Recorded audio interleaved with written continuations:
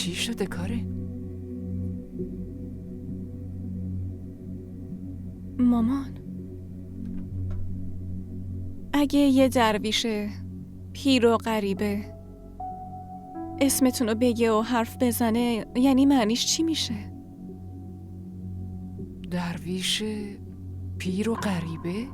اون اسممو گفت و با هم حرف زد. ببینم بهت چی گفت؟ چیزی هست که صبح نگفتی؟ به خودم گفتم که صبح الکی به خاطر من نگران نباشید، ولی خودم کل روز حالم بده. خیلی خوب، بگو چی گفت؟ بگو.